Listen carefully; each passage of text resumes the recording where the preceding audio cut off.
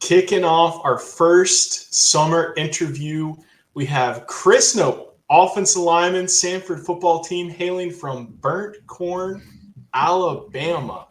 Chris, how are you, man? Doing good. How are you guys doing today? We are good. We got Doing all Mike with right. us. It's a good little crowd for the first interview. So, Chris, we try to pick some deserving athletes, right, to come on the show and give a platform.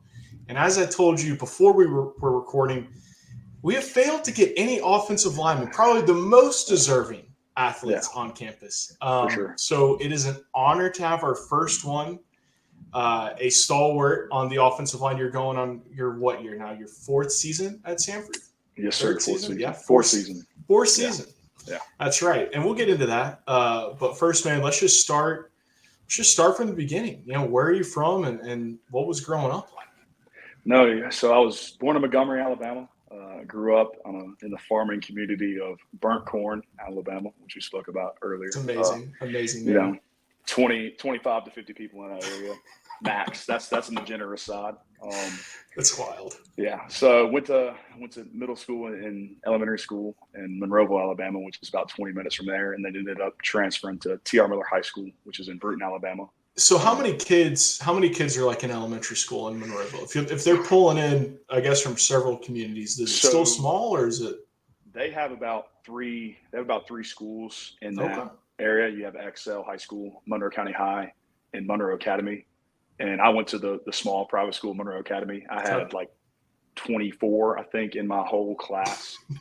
So, and that's like pre-K to 12. So, I mean, you have you're with those same people throughout. Oh, yeah. You start in pre-K and you go all the way to 12th grade. So, yes. I had about 30 people in my class, 25, 30 people. And then 8th grade, I wanted to go to a better situation, a better school. So, we ended up transferring to T.R. Miller in Bruton, Alabama, which is about 45 minutes from Burnt Corn. So, a nice little commute there. But the school system was a lot better. The city was a lot better. And, you know, it's just a better situation overall. And what sports were you playing? So the only sports I played in high school were football and track. The field part of track, I didn't do any of the running. we assume not. Yeah. Yes. Yeah. Thank you. Yeah. Didn't through the shot put. Didn't start playing football until I got to high school. I didn't really do any of the Pee Wee or JV or any of that. Yeah. Why nothing in middle school? I played basketball and baseball, and I was never really good at that level with the smaller school I was at. So I figured I would go to the bigger school. I'm not going to be any good at that either. So I decided to make a pivot to a more, business decision oriented kind of thing where I was like, okay, I'm big. You grow up, especially in small town Alabama, and you playing football yet? Why ain't you playing football yet? What you feeding that boy? You need to get him on a football field. So you grow up with that, and it's like, I gotta play football. So. Yeah, I don't doubt it. I mean, you're 6'4". I don't know how much you weighed in high school and middle school, but my goodness. It's like if you're 5'10", they're like, hey, get on the field, Yeah. That's crazy. Growing up with that, and then my dad always just loved football, so it kind of just steered me in that direction whenever I got to high school. I guess we have to ask, Chris. So you grew up in Alabama. Is it Alabama or Auburn? Or neither? It was Auburn growing up, but now I could really care less, honestly. Being around football so much, watching film and watching tape. I'm kind of more of just a fan of the game at this point. You see a cool fan of offense, you see a cool play, offensive play, it's a cool scheme. It's like, oh, that's pretty interesting. So who's your favorite offense right now in college? In college, and you can't say Hatch Attack because that is much. So let's just say FBS. We'll keep it FBS. Yeah. Probably Michigan when Harbaugh was there, just the way they'd run the ball, and also like Missouri as well, what they did last year with outside zone. That was some creative stuff right there. I hate that answer. Yeah, I'm a different Tennessee ways fan, they ran the outside zone and stuff like that was pretty interesting to me because I mean we all at UAB that was a big thing. We ran the outside zone. That was a huge emphasis of our run game, and seeing other schools do it was pretty cool to see. Yeah, Missouri had a very good offensive line, and they had some athletic offensive linemen. So they were able to get up out on the edge and block some linebackers, which is always fun. Make some space. But unfortunately, we don't like Missouri. I can't say. But interesting. All right, so we're in high school. We just started playing football. So you walk out on the field. It's your first practice, first day. Are you nervous? Are you the biggest one out there? Like what What are we feeling? So my freshman year, I was not the biggest one out there. Actually, we had two guys that were seniors that ended up going to play college football. O-line, James Peach played at Troy, Alabama. That's and cool. Then we had another guy named Fabian that played at West Alabama. Both of them played O-line. They're pretty big. So I wasn't the biggest one out there. I didn't really get that until the next year. Okay, but if the two biggest guys were seniors and you're a freshman, yeah. that doesn't really count, man. That you're okay, yeah. So I mean, I was one of the biggest ones out there. We'll just say that. Yeah. But no, I mean, it wasn't. I had a great coach in high school. My first career was Jamie Riggs. He's in the Alabama High School Sports Hall of Fame. Great coach. Coached for many years. Won a lot of titles at T.R. Miller High School. Dang. Really powerhouse. good. Yeah, really good at small ball. I mean, I think through the 90s and early 2000s, I think they had won like four titles. So 3A, 4A titles. So they're pretty good. What schools are you playing against at that level? So I'm trying to think who won it this past year. Because I think they were in 3A and 4A around in so Andalusia is a one that won it a while back. They're pretty good. Mobile, we would end up going to Mobile playing the private schools and end up getting beat a lot. So your Mobile Christians, your UMS Rights, those kind of schools, because that's in our half of the region, southern part of the state. Mm-hmm. So yeah, especially here recently with the recruiting and stuff they do, it's kind of hard to when they're pulling from the whole Mobile area, it's kind of hard to keep up with just a few good old boys from Alabama. Oh yeah, who was y'all's rival? So W.S. Neal was our big rival, and the way we were the city school, the preppy kids, as you would have it, and then you have the guys. I love that. The guys across the creek who were across the creek. It was called the Battle of Murder Creek. We would wear camo to school, making fun of them. So should let y'all know. Making fun of them. Yeah, so that should let y'all know how that. The pod is calling the kettle black. That's it right there. So, that's awesome. So the school is called what? Wait, W.S. Neal. W.S. Neal. So the two Battle schools of are named Murder after. Creek. Yeah, W.S. Neal versus T.R. Miller, the two namesakes of the town of Bruton, Alabama. So crazy. Bruton, Alabama. I gotta know to back up a little bit. How does your family get to Bruton? I mean, is your dad? I think you said your dad's a vet, right? Was he born and raised on a farm down there, and just? Yeah. So he grew up in Burnt Corn. So I mean, that's where his stepdad had a farm there, so he kind of grew up around that his whole life, and then went to school at Auburn, went to vet school at Auburn, got sent out west to do like an internship, study abroad type thing, going out west, whatever. He met my mom out there, somehow convinced her to come back to Burnt Corn, Alabama, and that's all she wrote. So a California girl moving back to L.A., but not exactly. It feels like a Hallmark rom-com right there. The real L.A. Real L.A. That's right. A lot more culture down there. That's for sure. No, 100%. All right. So we're on the football team. When do you start? Is it freshman year, sophomore year? I did not start until my junior year of high school. Wow. Yeah. So was definitely a late bloomer in that. I mean, I really didn't. I just didn't know what I was doing a lot of the times. Didn't know how to play football. Yeah. But finally caught up and started my last 2 years there. Great experience there. Didn't really, I think my junior year, we got put out the first round of the playoffs. And then my senior year, we didn't even make the playoffs. We actually made history my senior year. The first team in 33 years not to make the playoffs. We went 5-5 and lost our rival game at the end of the year. So, that was tough. At least in your collegiate career, you've been able to right some of those wrongs. Yeah. That is crazy, dude. First time in 33 years. And if you ever seen Friday Night Lights, and that's what it kind of reminds me of. The TV show. That's what Bruton, Alabama reminds me of, especially when you're not doing well. I'm not gonna lie. When I was looking at your bio before we recorded, and I was like, you sound like Luke Caffrey from that show. If you remember him, he was like worked on the farm. Love it. Oh yeah.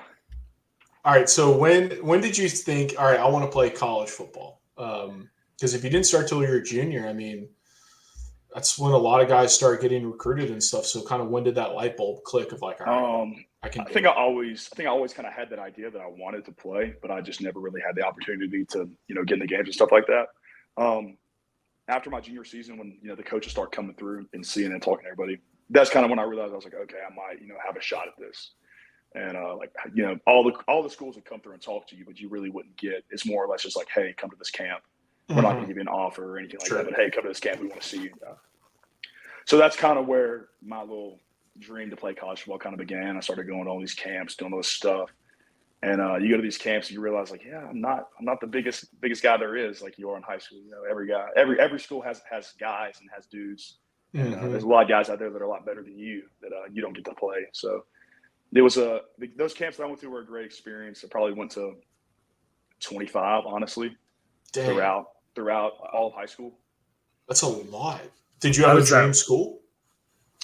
Not really. I really just wanted to play Division I football. Yeah. That was kind of my goal. I didn't want to. I would have been okay playing D2. I almost went D2 out of the portal whenever I left UAB, but I always had that dream about I want to play Division I football. Yeah, what were you gonna say, Mike? Well, how do those camps work? Is it a couple of days in the summer? You just drive out to whatever school and. So we tried to keep them as local as possible. So like my freshman year, like we would get a bunch of guys and we go to UAB was holding a satellite camp at Spanish Fork. We go to that, or like there'd be like a mega camp. I did like the smaller schools that had mega camps. We go to that. So it'd just be kind of, and it'd be with my team. It'd be like a team event, a team bonding thing, just a day prospect camp. Okay. So and then there were some that I traveled for. I mean, the furthest one I think I traveled for was I went to Eastern Kentucky. That's pretty far. That was a haul. Pretty far. They said they were going to offer me if I came. Didn't get the offer. Wasted trip.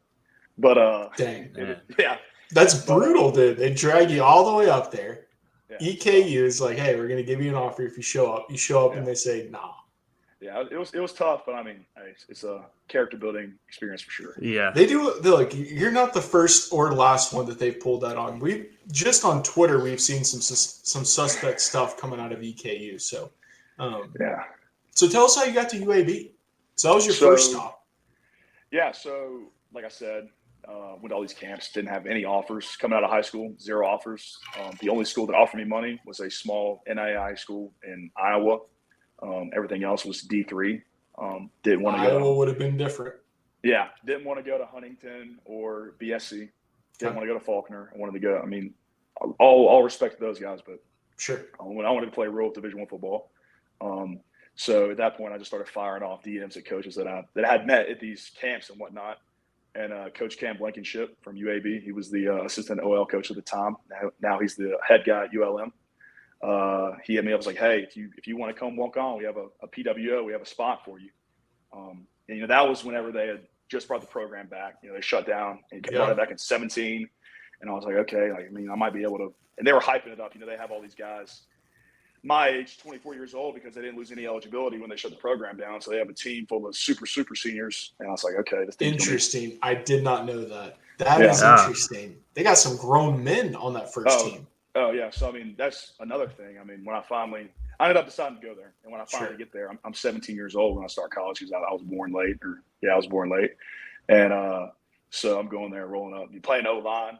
Scout team, 17-year-olds going up against 24, 25-year-old grown men. It was definitely a wake-up call, welcome to college football experience for me for sure. Holy crap, dude. That's crazy. Yeah, getting thrown into the fire. Wild. Yeah. But that's cool, right? So UAB had started their program back up. You were part of that movement, the rebirth, so to speak. What was that like? Like, was there a special energy? Like what? I mean, it was definitely a wake up call for me. I mean, coming from Burnt Corn to Birmingham, it's 17 years old, crazy. Yeah. But I mean, honestly, I loved as bad as it was, because I mean, Bill Clark, known for being a tough coach. We did a lot of crazy stuff over there, but I mean, we were tough, and that team was very special. I mean, they had a lot of age, a lot of experience. But I mean, 2018 was that was the first team in school history to win a bowl game and to win a conference championship. That's wild. Yeah. So that was, awesome being a part of that. And then we did it again in 2020 during COVID, during everything else on top of that, which was sick. So, I had a lot of great memories there. The bowl games were super fun. Being able to play Legion Field play the last game in Legion, the last college football game in Legion Field was epic. So That's cool. That's cool. It's awesome. Fans of football know. I mean, it was I have a lot of great experiences at UAB. I would not trade my time there for anything else. I wouldn't change how I went over there at all. Yeah. So talk about what happened. What made the move to Samford necessary? So I mean, it was all financial. I wanted to be a scholarship player. I wanted to play more. After 3 years, I felt like I was maybe not good enough to start, but maybe good enough to be on payroll, be on full scholarship. For sure. And, things didn't work out, and I was like, okay, well, I mean, I've done everything y'all have asked me to do. I love you guys, respect you guys. You guys are great coaches, but I think I'll be better fitted somewhere else. And they agree with me. They helped me out. They got me the 2 schools I wanted to go to out of the portal. And so that was Samford and what? So the 2 schools, I only had 3 offers before I committed. I didn't really sit on my offers that long because I entered the portal after the spring, and I wanted to be somewhere by the summer. So I mean, I think I entered end of April, and I was at Samford the second week of May. So I only had 2 weeks right there. I had Samford was the first one, and then West Florida and Pensacola. Only 45 minutes. Only 45 minutes. That would have been sweet, dude. Yeah. Yes. So I was either going to go there, and then Texas State ended up giving me an offer, but I didn't really want to go back to. That would have also been very fun. San Marcos is a fantastic little town. Yeah, but I mean, at that point, I was already living in Birmingham. I was like, okay, I'm living off campus. I've been in the city for 3 years. Yep. I don't want to learn a whole new city. I'm still playing Division I football. And I like the staff too. Coach Hatch is great. Coach Boss is great. Everybody that I talked to said they had a great experience there at Samford. So it was kind of plus the education I'm getting and I was able to get is second to none. So, I mean, it was kind of a no-brainer after talking to my folks. Okay, so you decide to enter the portal. You're like, all right, I want a scholarship. I've worked this hard. I'm good enough.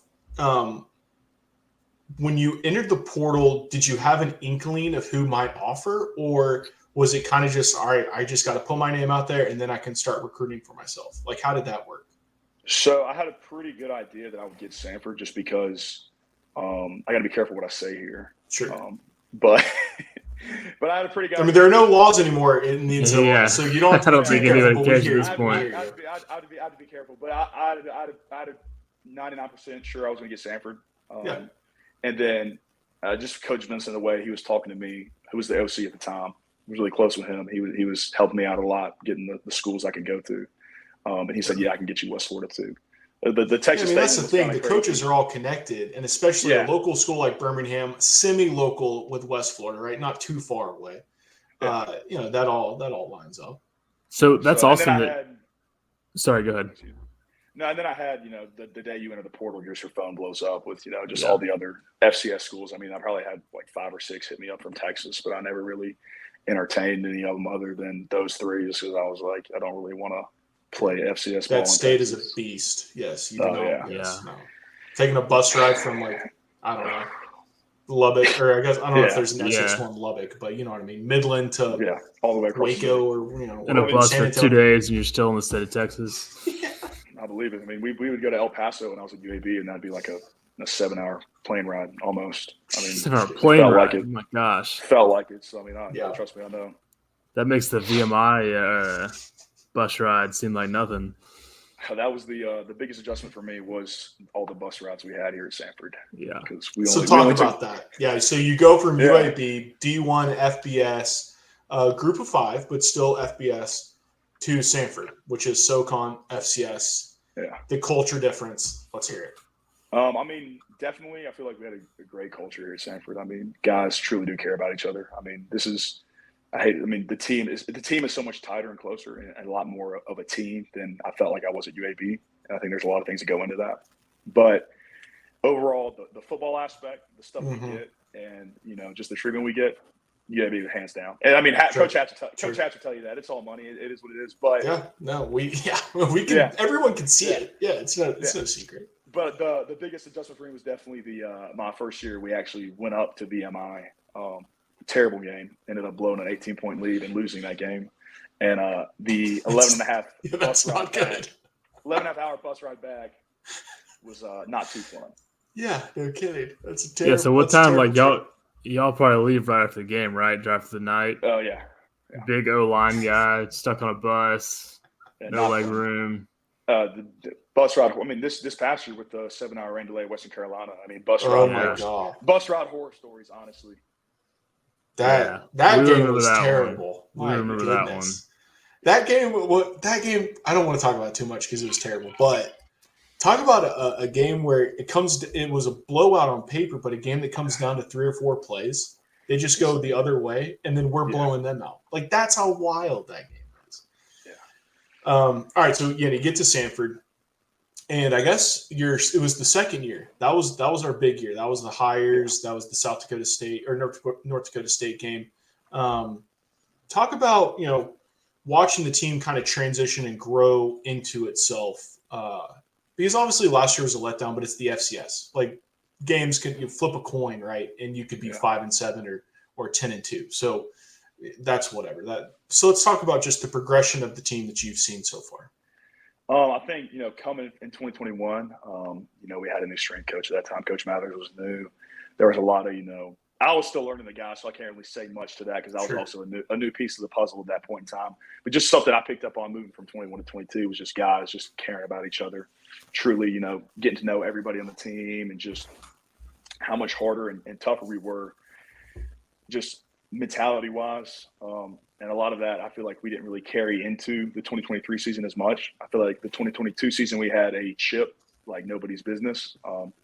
Picked to finish second to last that year. Second to last, yeah. So we had a chip like nobody's business. We had a hunger, and we wanted to prove everybody wrong. And this past year, I think that we kind of, myself included, I'll take fault in this. That we kind of just we're the guys. We can just show up and play, and we'll win games, and it'll be easy. And I think that was the broad mentality for this past season. And that's just not, we learn now that that's not moving forward. We can't have that. If you want to win a championship in the SoCon, because every team you play is good in the SoCon.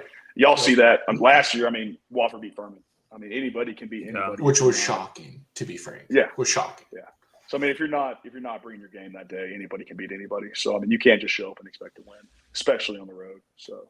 Yeah, it's a conference that doesn't get as much respect as it probably deserves. We have the freaking Colonial out here thinking they're the SEC of the FCS, and it's insane. Like, what are we? Yeah, well, we are the original SEC. That's right. Yeah, exactly. All right, so Chris, what is it like playing with a quarterback like Hires? Is it exciting? Is it stressful? Right, like. He's not known for being for being mobile, so you got to protect. Hey, I love Mike. He's a great player. He can make some impactful throws. Crazy stuff I've never seen. Yeah. His balls down the sideline are insane. I love playing for Mike. Great dude. I can't say enough good things about him. We all talk like a phenomenal leader. We all want to talk about his running. But, if you go back to – he didn't do it as much as past year, but, you can go back and turn on the tape from 2022. There were some games where I'd see him get out of the pocket and just get killed and just get up and just keep on going. Guy has grit, and I don't think that shows up enough on the stat sheet.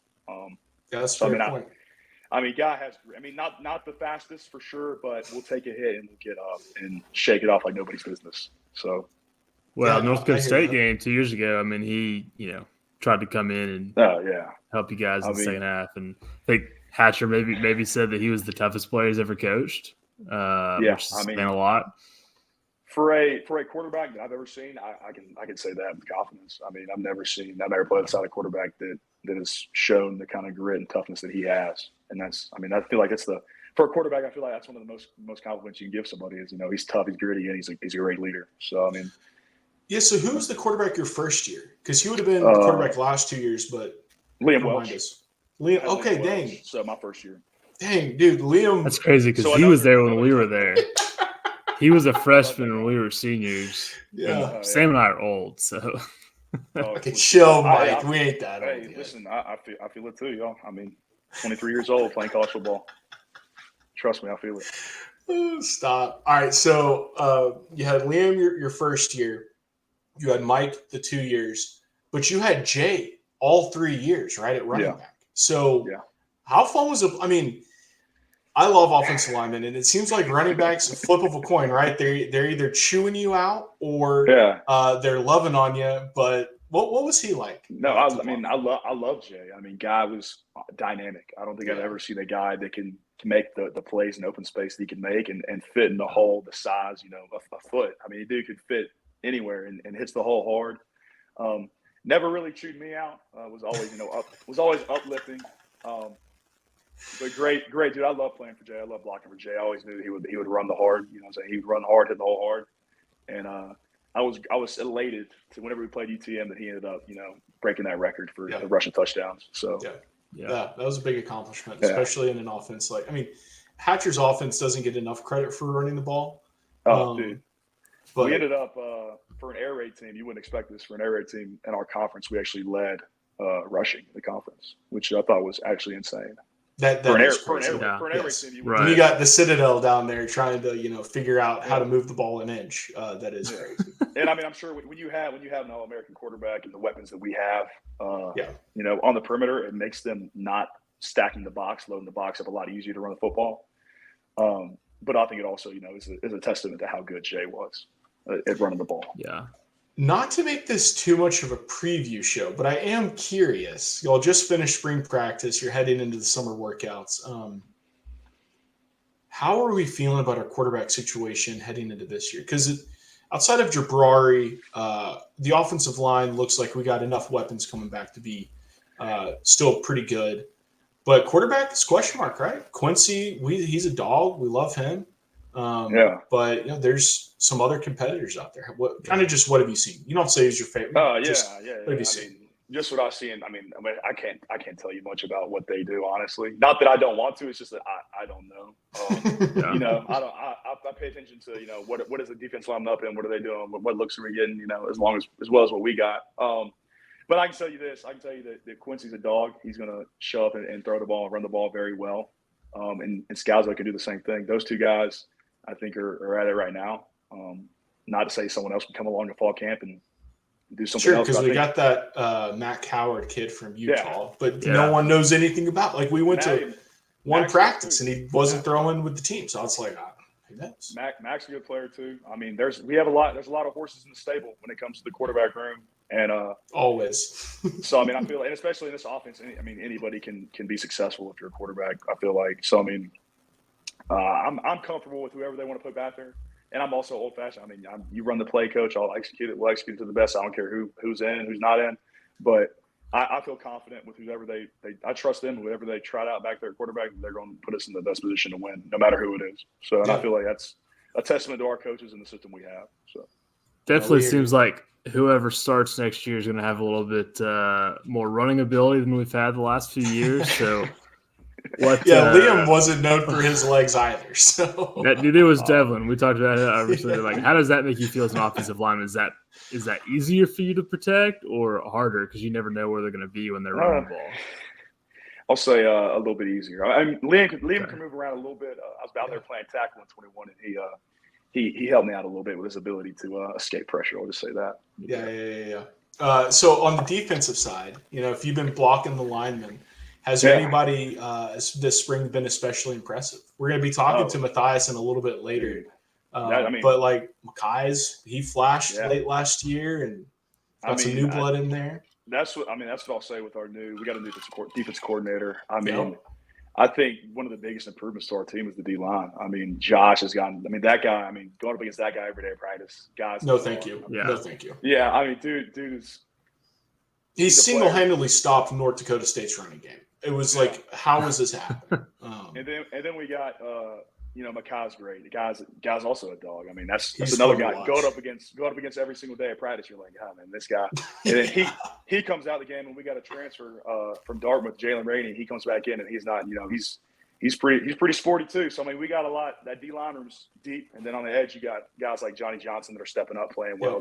Jamal Thompson stepping up playing well. Yeah, Johnny's always been. He's always been a nice contributor. Yeah. So you got guys like that are ready to step up into that major contributing role that I think have done really well. And I think our D line's going to be great. And then the back end, Black and Noah Martin are doing great, holding it down in the middle. So our defense been looking pretty.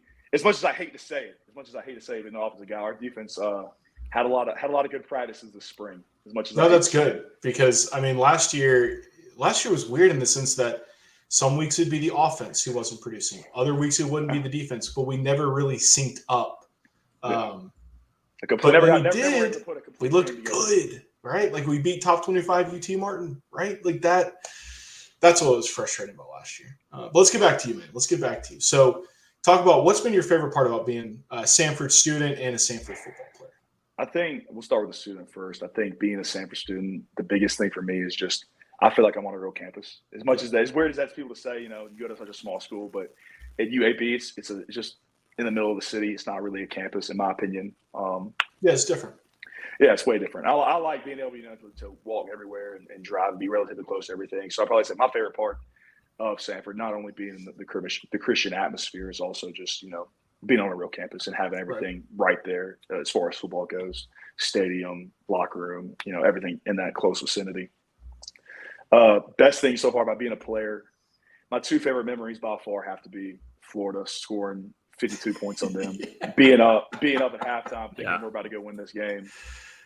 We were going to go win this game. We were. That's what I was thinking at halftime. God, and then probably that's what they were thinking at halftime too. Yeah. That's probably why we didn't. And then the next one's probably got to be the walk-off win in 22 against Mercer to win the solo. That was conference. Yes. Quincy's run. Quincy's run. Parting the Red Sea right there. Because that game we had the deflection on defense in the end zone. We had was it the 2-point conversion to force overtime? Or take us back to that. There was like three. There was a goal line stand there. There was a goal line stand. That's what I just remember. We scored and then we ended up had a punt or something with about a minute and a half, 2 minutes left, and we're just sitting on the chairs and we're like, oh shit, they're kind of on the goal line. Hopefully they can get us. And they ended up stopping them for I think 3 plays on the goal line and ended up making them kick a field goal that forced overtime.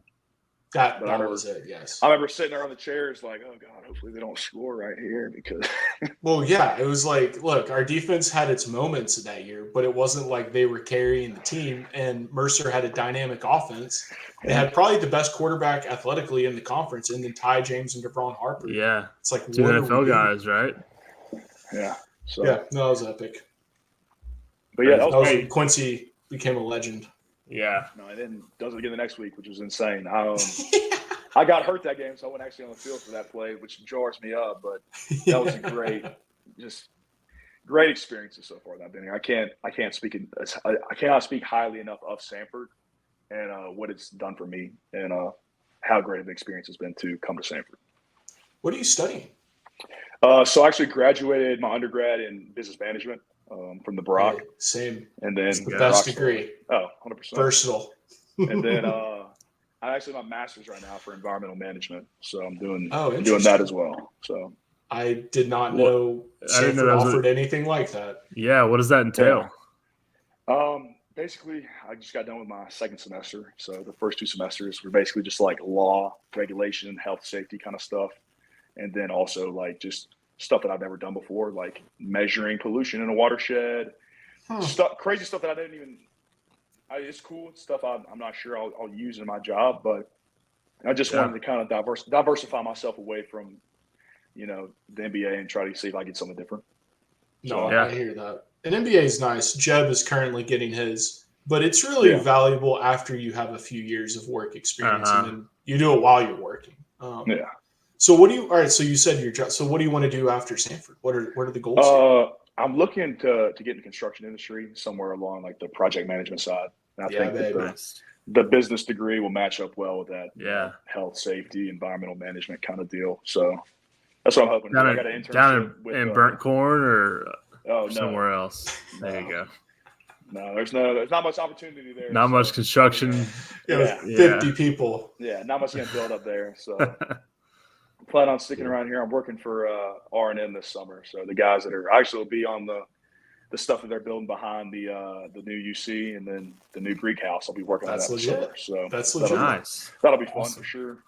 Yeah, Birmingham is a low-key construction mecca. I mean, some of the biggest GCs in the whole country. So that's great decision. That'll be fun. Yeah, project management will be cool. But let's go back to being a Samford student. You're still there. You still got a football season. One more year. Talk to us about. We graduated in 2017. When we went back for the Furman basketball game last year, like the student center was totally new. 2 years ago was totally new. They had built, I guess, a new sorority house. They had done some other stuff. What has it been like on campus? Because there's still a lot of construction. Kind of what, I don't know. Do you like it? Dude, I think it's going to be nice, but for right now, it's terrible. I mean, they got half the roads shut down, and they got construction apparatuses coming in and out at all times. And I think, there was saying that we were going to have to practice on the intramural fields at one point because they were going to be doing something on the field with the what? With the new cyber center. Yeah. So I mean, right now it's going to be it's more been an annoyance, but I mean for the younger guys it'll be great because they'll have all this new stuff. It'll be done for them, but I just have to deal with it being in the way right now. Which it's okay, it's whatever. But once people get off campus for the summer, I'm sure it'll be easier to navigate. Right now it's been chill. It's just because everyone's gone now. We got the little skeleton crew up there working out. So sure. Where did you live on? Where did you live on campus? Do you live on campus now? No, I do not. Did you ever? No, I never. I got out of that because I was already living off campus whenever I came. There you go. So there's pros and cons to that. Mainly pros, but a few cons. I don't know. I lived in Smith my senior year. I enjoyed it. Yes, that's not how college is supposed to work. You're not supposed to end where you started. But hey, speaking of, let's get off that topic. Speaking of summer workouts, new strength and conditioning coach, right? No, yeah, Coach West, great guy. Easy.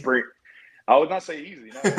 He's definitely a different philosophy when it comes to strength conditioning. Which I mean, not saying that it's good or better. What is his philosophy? We're just doing a lot more, and I can't really say 100% because we're kind of not that he's just here. I don't really know his whole spiel because he got here at the end of spring practice. Okay. So we've only had a true week of him working us out, and then we have just stuff now which is voluntary. But we've been doing a lot of volume, a lot of heavy weight, which we have not really done in the past as much, and we've been doing a lot of injury prevention stuff, which I think is what we also need. So I mean, I'm excited. I really like him so far, what we've had so far, and I'm excited for what he does for us this summer, and then going into fall camp and during the season. So we'd heard a lot about Project Samson, and is that still is that still a thing? Is that being utilized by the new strength? What's going on there? So to my knowledge, because that was all finished whenever I got here. That was really not a thing for me. But from my understanding, it was like the new weight room and all that stuff, and then as well as the catapult vests, as well as which I mean we still use those. Those track all these different metrics. So yes, that's what I want. The measurement. The technology aspect.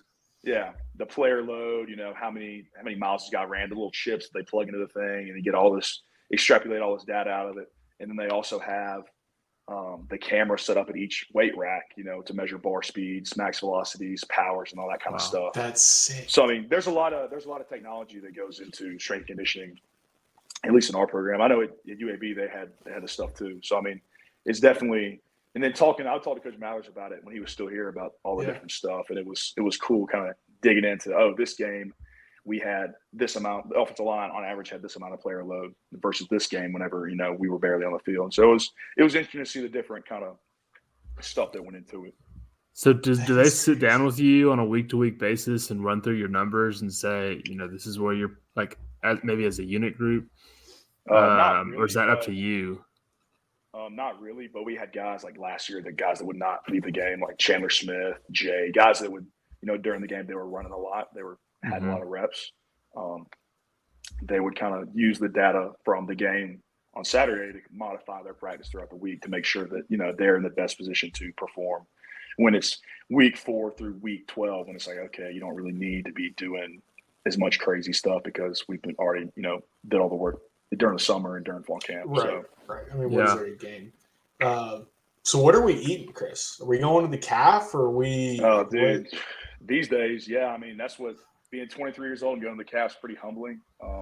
It's not my most favorite experience these days. The calf looks great compared to when we were there. All the freshman girls just hunkered down. Yeah, I'm like, but I mean, it's better now that we have all these grad students that are about my age. So I mean, it's not as bad. But the calf has gotten a lot better since I've been here, and then obviously the stuff downstairs is always solid. Dude, I was about to say they were bragging on it. Now they were bragging on it while we were there, and I was was like, what is there? Celebrity Chef, whatever. It's solid. A lot of chicken tenders, a lot of chicken breasts, a lot of French fries. Yes, exactly. I'll eat the breakfast at the calf. Lunch and dinner, I'll eat downstairs. That's usually how it goes for me. Yeah, breakfast is fine. All right, so if you're not eating at the calf, you're in Birmingham. Where are you going? Ooh, probably Chipotle, honestly. Pretty basic of me, but no, come on, man. Give us something local. Something local. Okay, I've been in Birmingham for 7 years. Let me think of the best place that I've had. It's low-key. Like if your family's coming to town and they want to know like your favorite local restaurant they can't get. I'll plug an Italian restaurant because I'm good friends with the owner. Salvatore's on 280. If y'all have another one. They have another one on Hoover. It's just a pizza joint though. But okay, interesting. It's like a true Italian restaurant. It's kind of like sit down. If you ever watch The Sopranos, it kind of gives those vibes. Italian restaurant. So I might have been there. So, all right, what do you like to get there? I'll probably just do chicken parm or get like a shrimp pasta or something like that. Yeah, chicken parm's nice. Barbecue preference. Who we hitting up? Dude, if I'm feeling like it, like spending money, Martin's for sure. But we're in Martin's.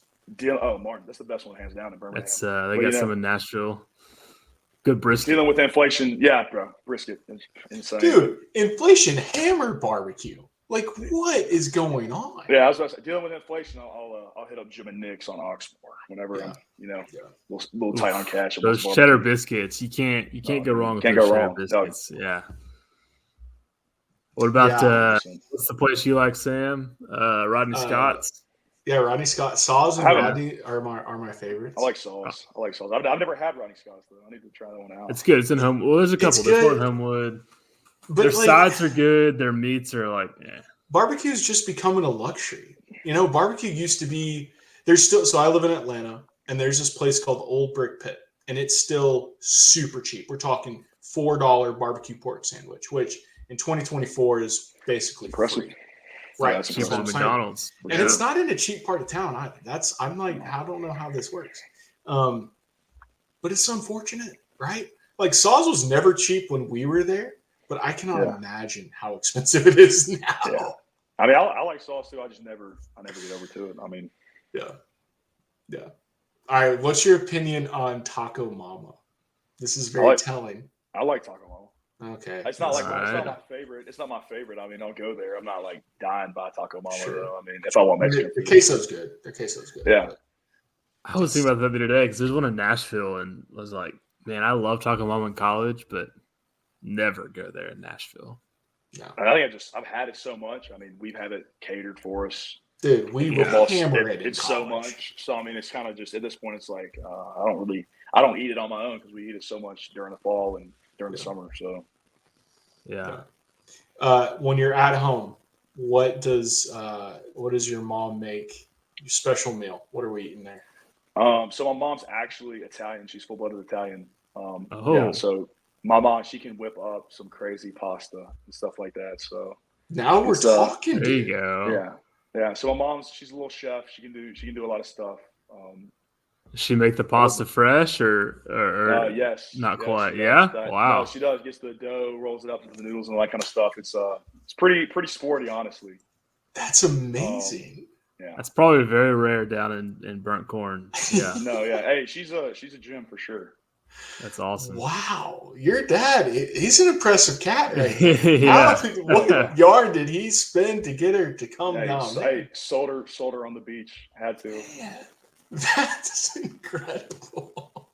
Should do cutlets. Isn't that like a big Italian thing? Cutlets? Maybe that's like a Jersey. That might be a Jersey thing. I don't know. Chicken cutlet? No. We usually just do like the regular pasta with whatever. Ground beef usually is what the regular pasta. The regular the pasta. Homemade. Yeah, the homemade hand roll. Come on now. Throw some steak in there, some ground beef, Yeah. Just basic. It's better than what I'm eating. Yeah. All right, so Chris, we got homemade pasta at home. We got an Italian mom. We got siblings. Yeah, I got a little brother named Patrick. Patrick. He's what's he up to? He's at Coastal Alabama Community College right now, living in Niceville, Florida, doing the rodeo. chasing the rodeo dream. So rodeo. What does he do in the rodeo? That's crazy. Yeah, he does the steer wrestling. Crazy. So coming off the horse and wrestling. Patrick is a dog. All right, hold on. You're 6'4"? Yeah. How tall is he? Because that'd be a long way to jump. Yeah. He's 6'3", 6'2.5", 6'3". He's a little bit shorter and okay, he's still a big guy though. Yeah, no, a little bit shorter, taller than me. Dude, that steer's going down. I mean, he probably just eats it. Has he gotten you in there yet? Trying to teach you the rope and everything? We got a little practice pin at the house, and we'll me and my dad will get in there and fool around with him from time to time.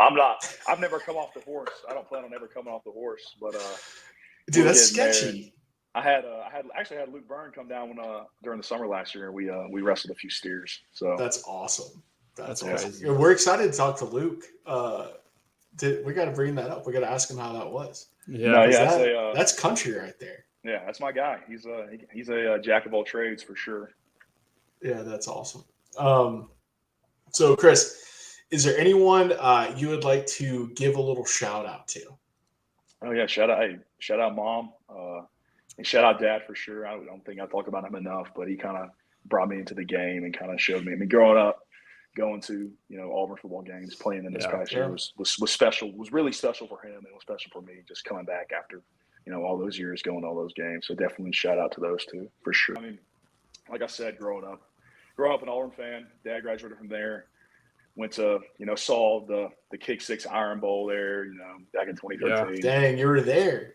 Yeah. So I mean, a lot of history in that stadium that I witnessed with Dad. I know it was a special moment for him to see me out there and to come back, cheering for a different team inside Jordan Hare. So, yeah, no, that's cool. That's cool. Well, Chris, is there anything else you would like to share? Anything else you want everyone to know about you? Not that I can think of, man. I think I'm an open book. I think I've shared a lot tonight. I can't really think of anything else. Yeah. Yes, you have. So to share. Yeah, well, we certainly appreciate having you on. You are our first offensive line guest, but certainly will not be our last.